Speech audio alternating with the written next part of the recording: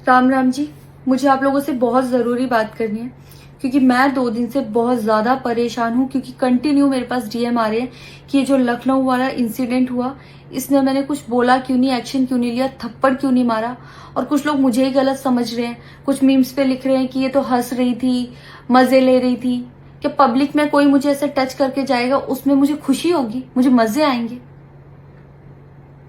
सारी बात ये थी कि जब इनका सॉन्ग के लिए मेरे पास कॉल आया तो मैंने सारी चीज़ें क्लियर कर ली थी कि इसमें ऐसा वैसा कॉस्ट्यूम तो नहीं है, कोई डबल मीनिंग लाइन तो नहीं है, और इसमें ऐसा वैसा सीन तो नहीं है। और मैं शूट पर गई, शूट पे सब कुछ नॉर्मल था, मुझे कोई प्रॉब्लम नहीं हुई। जब इन्होंने मुझे लखनऊ के इवेंट के लिए बोला तो मैंने हाँ बोल दिया क्योंकि मुझे शूट पर भी कोई प्रॉब्लम नहीं हुई थी। और जब मैं लखनऊ में गई, मैं स्टेज पर थी, मैं पब्लिक से बात कर रही थी, पवन सिंह जी ने मुझे बोला कि इधर कुछ लगा हुआ है। उसे थोड़ी देर पहले ही मेरी ड्रेस वो न्यू थी, साड़ी में नीचे टैग लगा रह गया था।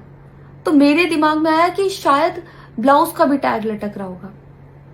मैं हंसकर उस चीज को दबा रही थी कि अगर मेरा टैग लगा भी है तो वो चीज जिस टाइम मैं पब्लिक से माइक में बात कर रही हूँ उस टाइम ना बोल के साइड में भी बोली जा सकती है, इसलिए मैं उस चीज को उस टाइम पे दबा रही थी। मैंने हंस के टाला, अवॉइड किया और फिर दोबारा बात करने लगी। वो बोले नहीं कुछ लगा है, नहीं कुछ लगा है। तो मैंने कहा नहीं लगा, वो बोले लगा हुआ है। तो मुझे लगा कि शायद लगा ये तो मेरे को लग रहा था कि कुछ लगा है इसलिए ये बोल रहे हैं। और पर फिर भी मैंने हंस के वहां पे टाला, पब्लिक से अपनी बात कंप्लीट की।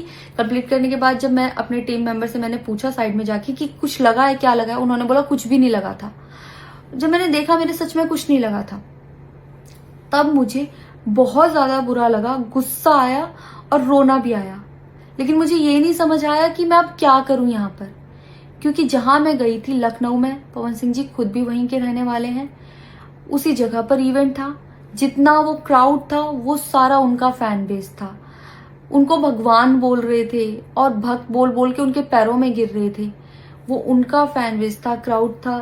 तो मुझे समझ नहीं आया कि मैं क्या करूं। अगर मैं कुछ भी बोलती तो क्या वो लोग मुझे सपोर्ट करते?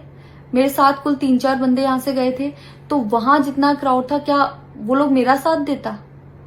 मैंने सोचा मैं बैक स्टेज जाके बात करूंगी। इतनी देर में थोड़ी देर रील्स बन के अचानक से वो उतर के चले गए बीच में ही इवेंट के। थोड़ी देर मैंने रील बनाई, अनाउंस ये किया गया कि अभी इवेंट दोबारा स्टार्ट होगा। डिनर के लिए अनाउंस कर दिया गया, मैं भी उतर के चली गई और इवेंट वहां पे खत्म हो चुका था। अनाउंस किया गया था सिर्फ कि दोबारा होगा। नेक्स्ट जब मैं घर आई तो मैंने देखा ये बहुत बड़ा मैटर बन चुका था। मैंने उन लोगों से कांटेक्ट करने की कोशिश की, किसी ने मेरा फोन पिक नहीं किया, ना ही उन लोगों ने फोन करके मुझसे हालचाल पूछा कि परेशान हो या कुछ भी, नहीं, कोई हालचाल नहीं लिया। मैं पोस्ट करना चाहती थी, जो लोग लिख रहे थे कि मजे आए या हंस रही है, मैं रिप्लाई में पोस्ट करना चाहती थी। मेरे को किसी का कॉल आया था कि पवन सिंह की पीआर टीम बहुत स्ट्रांग है और कुछ भी ऐसा वैसा मत लिखना और ना पोस्ट करना, क्योंकि वो लोग अगर कुछ लिखेंगे ना बहुत कुछ उल्टा लिख देंगे तुम्हारे लिए और बहुत कुछ कहेंगे और बहुत बड़ा मैटर बन जाएगा। अभी जितना परेशान हो उससे ज्यादा परेशान हो जाओगी, तो छोड़ो। मैंने ये सोच के इस चीज को अवॉइड किया। मुझे लगा 1-2 दिन में मैटर थोड़ा ठंडा हो जाएगा, कोई बात नहीं। मैंने कहा पर्सनली कभी बात करूंगी इस बारे में इनसे। लेकिन बढ़ता जा रहा है, ऊपर से ना उनकी तरफ से कोई रिप्लाई मिला और मुझे नहीं पता कि ऐसे में मुझे क्या करना चाहिए था और क्या करना चाहिए। आप लोग मुझे बताओ, मुझे ऐसे में क्या करना चाहिए। मैं बिल्कुल भी सपोर्ट नहीं करती कि हाँ ये चीज नॉर्मल है या इसको नॉर्मल समझूं। किसी भी लड़की को उसके बिना परमिशन के टच करना ही पहली बात बहुत गलत है, और फिर इस तरीके से टच करना तो हद से ज्यादा गलत है।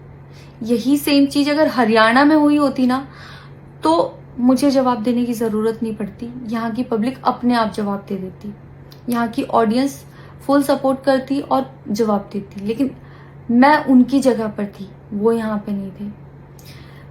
इससे मुझे ये लेसन मिला है कि मैं भोजपुरी इंडस्ट्री में अब काम नहीं करूंगी।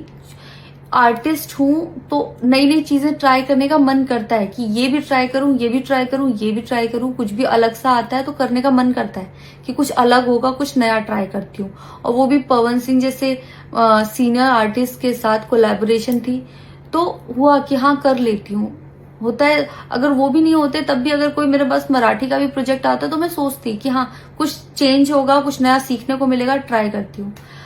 पर ये भोजपुरी में काम करने के मेरे साइड इफेक्ट थे जो मेरे साथ हुए। मैं अपने परिवार में, अपने हरियाणा में खुश हूँ, मुझे नहीं करना काम भोजपुरी में। पर आप लोग मुझे जरूर बताना कि इस सिचुएशन में अगर आप होते और आप वहां पर होते तो आप उस टाइम पर क्या करते और मेरी गलती कहाँ है। जय श्री राम।